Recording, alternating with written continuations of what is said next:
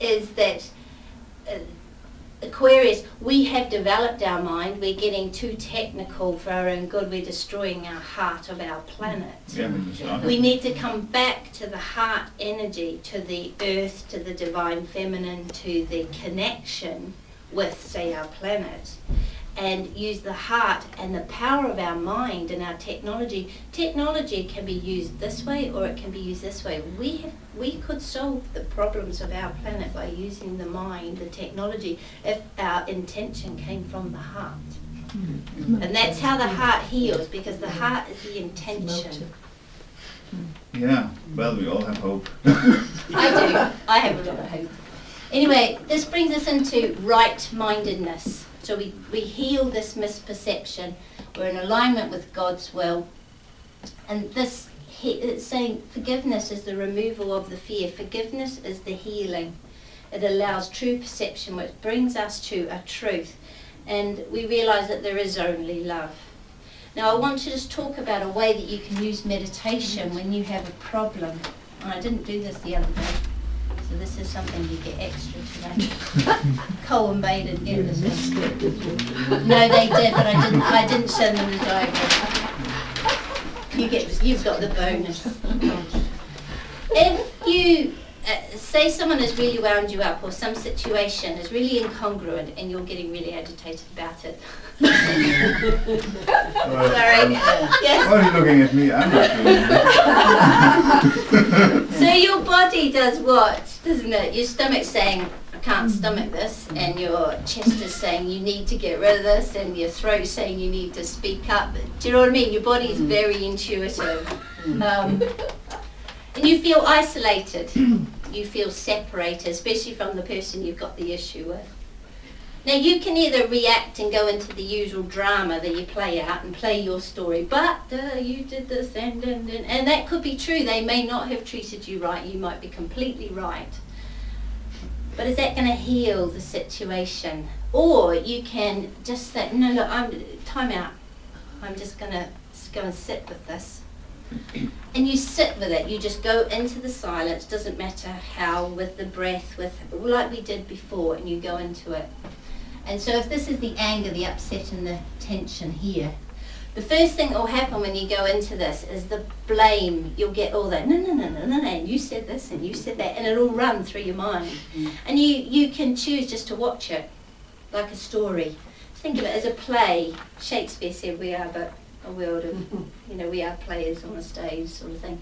You can just run it. You'll still get caught up in it because you're still feeling angry and your body's still reacting to all the hormones that are racing around associated with anger. But you sit with it and you can breathe into it. And this is, we usually run away from it, breathe into the anger, go into it. And we usually like, no, I really don't want to go into that anger because it'll just stir it up some more. No, trust, go into it.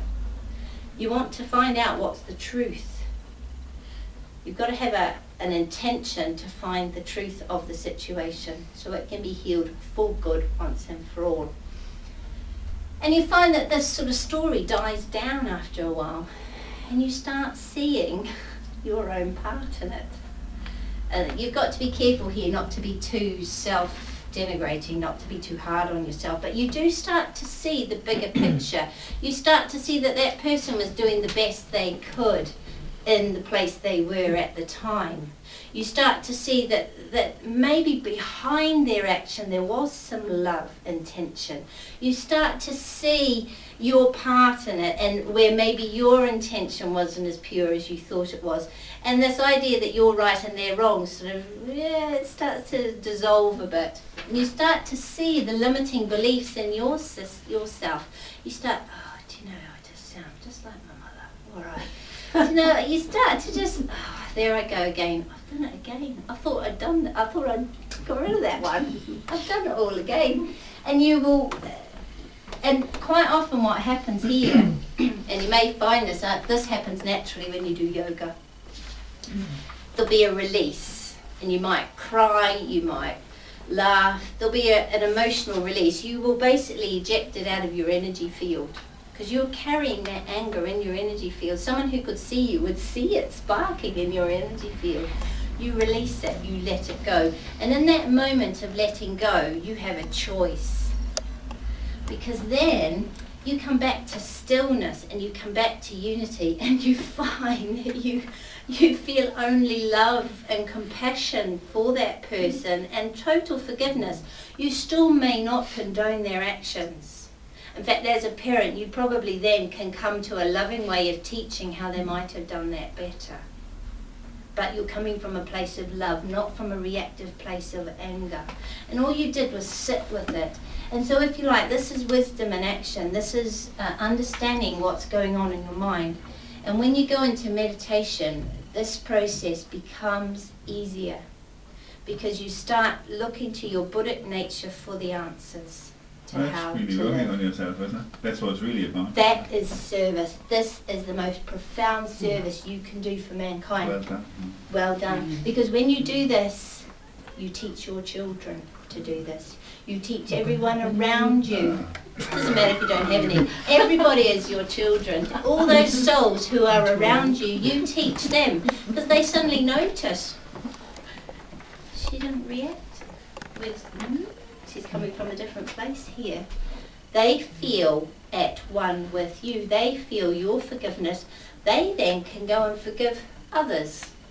Can I just ask you one yes. quick question, and that's on one-to-one situations with Yes. people, but you can have those emotions and anger or annoyances with things that are going on politically or whatever, Yes, or what you yes. pick up and read and what you know is happening, Yes, where it's very hard because it could be hard to find that place. to get to Yes. that place that Yes. you're talking about, but that would be a ticket in a different context to what you're Well, showing on a yes, one-to-one. it's still the same. What will happen is when you, at first you might do this as I actually have to go away and do this, take myself out of the situation, have a time out. After a time, you start finding that you do it in the situation. Not always, but sometimes you just remember, and and this is the whole idea, count to 10.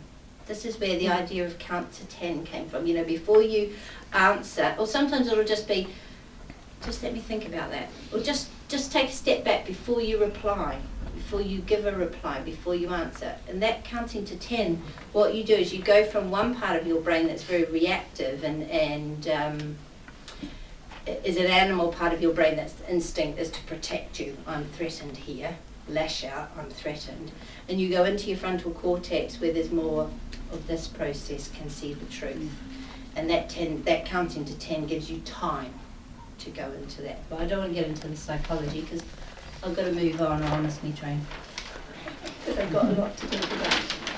No time to count to 10 today then. No time to count to 10 then.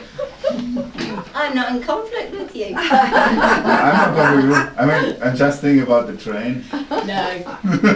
I will get to the train because it's meant to be.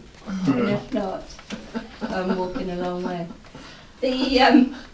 What I want to talk about just a little bit, I just want to quickly read through these, and then I'm going to talk a bit more about meditation and then about yoga. So intuition, and Alice Bailey's, she's written a beautiful book called From the Intellect to Intuition, where it helps you to understand these things. I really like this idea. It's immediately recognized as infallibly true and arouses no questioning. A direct apprehension of truth that's apart from your reasoning faculty or from any process of intellection. It's emergence into the consciousness of some truth or beauty that you've never sensed before. And quite often, intuitive messages, you think, what? It's something your usual way of thinking wouldn't have come up with. And sometimes it can be a perfect solution that you don't see till later on how perfect it was, but you've just got to trust it and go with it. And you can start off with small decisions. You can play games with your mind. You think, well, what am I going to wear today? First thing that comes into your mind, wear that. It will be the best thing to wear. You can make bigger decisions. I talk about my decision for my son's high school. It was all getting too confusing on paper, so just went into the school and just went quiet, sat in a room. How does the school feel? Went in, went into the other school, did the same. How does it feel? Yeah, it was so clear which school was the school, and you know, it was the right school. So you start to make decisions to allow your soul to talk to you. If I've got a real problem, I use my meditation time, you know, when I've gone down through the layers and you get to that point where you surrender and you just ask for help. Some people use guides. I mean, the guides come from your soul anyway, or just to ask, help me out here. And you'd be amazed what can come through. And it doesn't always come through in the meditation, it'll come through later in the day. Someone will happen to say something, or something will come through the post, or do you know what I mean? If you're open and aware, if you're being mindful, if you're taking your meditation out into your life, if you're being open, you know, you're mindful, you're being in your doing. Do you understand what I mean by that? Yeah, it comes. I just want to move on. I'll just talk a little bit about what happens when we meditate. They talk about when we meditate that firstly we come to know our true nature. It helps us to know thyself, to know who we are. And then what happens is we come to know that there's a unity with something more than ourselves, or that is all there is. There's a unity with God, if you like. There's a development of a love of God, as well as an awareness. I say God in the broader sense. I'm just using that word because we all have a roundabout idea about what I mean, but it will be what it means for you. But sometimes when we start to meditate, we start to become aware of the light and the dark side of our personality. So people think that meditation will give them greater peace and they'll just be chilled all the time. Sometimes no, it actually brings up that which we need to look at, brings up they say we become aware of how we start to see how our thoughts work, we start to see the conditioning, we start to see the emotions and that which doesn't serve us. And it's like in a fairy story, the prince always has to often fight the dragon, or fight through the thorns, or deal with a wicked witch before he gets to the jewel, or the princess, or the soul. So the personality has to work through a bit of stuff it doesn't like much before it gets to the place or the alchemy of the soul, before it is transformed. So part of the growth in meditation is that you will come up, that will bring up some of that stuff. You don't look for the results, you just go with what is presented, knowing it will be absolutely perfect and what you need at the time. The other thing that starts to happen in meditation, as we start to become aware of these two parts of our mind, sort of like the silent watcher and the thoughts, this conditioned mind that we have, we start to, it starts to come into our everyday life.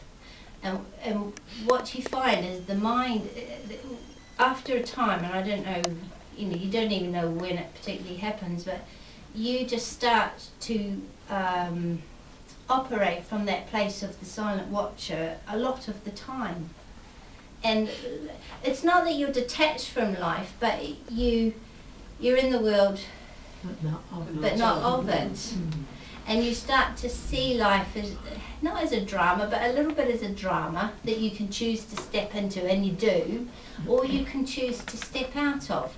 And the thoughts calm down. I don't really have a lot of thoughts running through my mind any longer a lot of the time. I do when my buttons are pushed and I flip back into my ego self. But when a lot of the time now, there's just that which I need comes, and the other times it's quite peaceful in there. I've forgotten what it is to worry, because those thoughts don't serve me. If I need to, especially my intuition, if something's wrong with one of my kids or something needs my attention, I'm very aware. Do you know what I mean? It happened to me on Thursday after I did the talk at Colwyn Bay. I'd had something sitting on my chest, my throat. I keep nearly losing my voice. There's something I needed to express.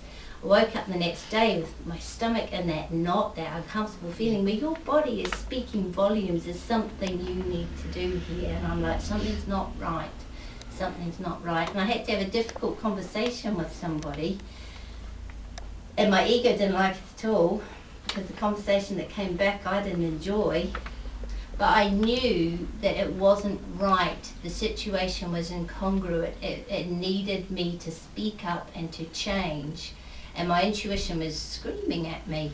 And what happened once I've been through that process and dealt with the sort of emotional outfall that you feel, and gone through that process and come to a place of understanding and forgiveness, I felt incredible peace and rightness, and it's gone. And my chest is clear, and my throat is clearing, and the knot in my stomach's gone, and it's gone out of my energy field, and my energy is back, and I feel myself again. And that for me, when you get that, oh yeah, I'm back, that feeling comes back. And life becomes a series of these sort of flipping in and out of these states. But if you always come back to self, that is your body tells you. And that's where I want to go into what,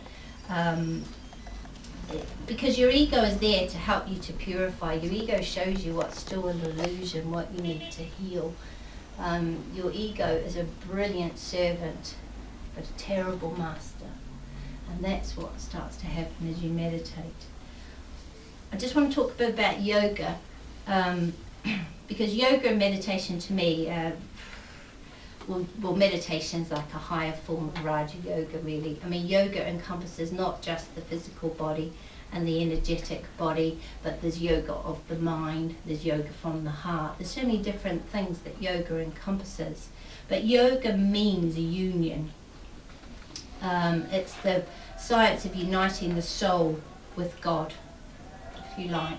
So it's a higher connection. It's the art of doing everything with a consciousness of God. If you read a lot of Paramahansa Yogananda's work, he talks about renunciation. Now, if you're a yogi, it might, in India, and you're more of a mystical path to God. There are many paths to God, if you like, or to godness, or to God oneness. But a mystical one tends to be the traditional one of the yogis in India. And that's through a devotional love of God, that just the emotions, the love of God becomes all, and that leads to an enlightened place where you know only God and serve only God. And he talks about, you know, for us in the West, the idea of giving up everything and meditating all day, and you know, that kind of path doesn't really work for us. So it's interesting when you read his work, and he says, well, renunciation, the giving up in the West, is more a giving up in the mind. It's a renunciation of the thoughts that don't serve you, of the habits that don't serve you, of an attachment to materiality. You can still have money, but are you attached to having money? What use does it serve? In fact, in many ways, creating more money, if it's directed out in the right way, is an abundance. It's a really spiritual thing to do. It's not, but if you're not attached to it, it will flow in and it will flow out. If you're attached to it, you hold on to it, and that's when it starts to cause you problems, because you're worried about holding on to it, and you're worried about other people getting it, and you're worried you might lose it, and that creates the fear. And so the renunciation for the West, for us, is of a different kind. And it's interesting that Alice Bailey talks about our Western minds. If we look at, say, the Eastern mystic in India, compared to the more occult, the person who reads the occult classics, who's more in their head, I suppose, and the mystic, you know, this is very broad categories, is more in the heart. She talks about, in the West, our way to renunciate, our particular path to God, to one-ment, can come through the development of our intellect. If we don't overdevelop it, if we don't let the lower mind and the intelligence become the slayer of the real, the slayer of what is real. And she talks about the intellect through meditation, through coming into this educated intellect. In the West, our minds have all been trained. Doesn't matter how much schooling you did or didn't have, how much reading you do or don't do, your mind is trained in a certain way that some other minds are not. In the West, we place an emphasis in education. This is why I don't worry too much when I think, why are my kids learning this stuff at school? Because it doesn't really matter so much what they're learning. It's the process of training their minds so that later on they can use that chiseled mind as a tool to really start learning what's important. Well, that's my particular view as a mum. So the educated intellect can become the intuitional knower. And this is where we, in many ways, in terms of meditation, we have a head start if our mind is already taught. If we have